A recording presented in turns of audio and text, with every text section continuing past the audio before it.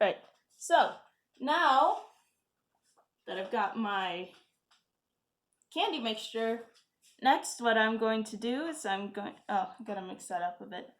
Well, next what you would do is you'd begin to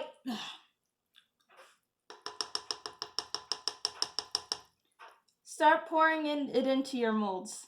Now, not pictured here is another way to do this. So if you don't have molds, again, you're gonna need a cookie sheet and some tin foil and some cooking spray. So what you would do in that case, let me just gently pour this in. What you would do, spray your foil and line the foil along the baking sheet. Sorry. Line the foil along the baking sheet. Spray that with spraying oil or cooking oil. And then what you do is you pour the mixture onto it. And once it cools, what you would do is you crack it.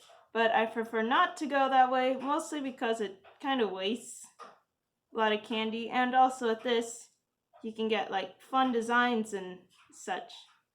Like what I'm doing right now is frogs and teddy bears and pigs. Can't really get that when you do it on the sheet. You could probably get molds like this for like if you've got a Walmart nearby. You could probably get some of these in like the party section or something. I don't know. I haven't been there in a while or gotten molds from there. So just kind of any silicone heat resistant mold will kind of do, but you preferably want them to be small. So that way you can, just pop them in your mouth whenever you want to. And it's not just restricted to cinnamon either. You could do lemon, grape, raspberry, whatever flavors you have that suit your fancy. Then, you can just kind of do that. And make sure you use up all of your candy too to get the most out of it. I'm just gonna gently pour and try not to go too fast, or else some of your mixture will spill out too fast, and then you can't really, get it under control. In the case your candy doesn't pour nearly as well as it did when you were pouring the candy, don't be afraid to put it back on the stove for a bit and make sure it remelts, so that way again it's easier to pour, because you want this to be easy to pour.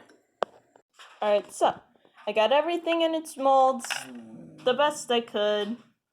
I'm clearly not a professional at at pouring the candy syrup. But next to do is clean up. So something important to note about cleanup is to always let your pot and your thermometer and anything you use that relates back to the candy syrup, always let it rest in hot water for a little bit. It'll loosen up a bit, and it'll be easier to clean up than if you just went straight away with it. Alright, so let's say your candy is now cold, which mine isn't since I just poured it. Where does the powdered sugar come in? Well, let me show you real fast.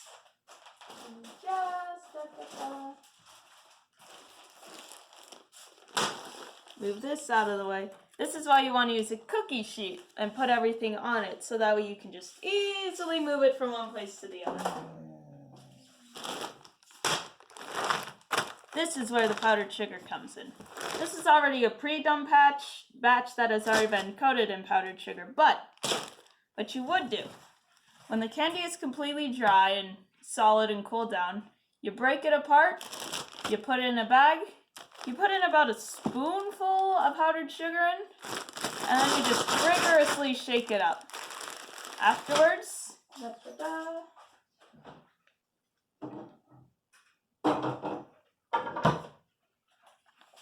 you kind of want to put the candy in strainer or sieve or whatever it's called.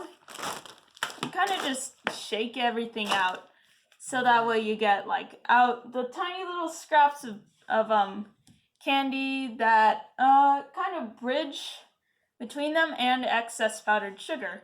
And afterwards, you put it back in the bag, and yeah, that's pretty much it. So I'd say it's fairly easy to do. It's inexpensive. It's fun to make, and plus, you get a lot of candy out of it too. So yeah. Thank you very much for watching. See you sometime, probably.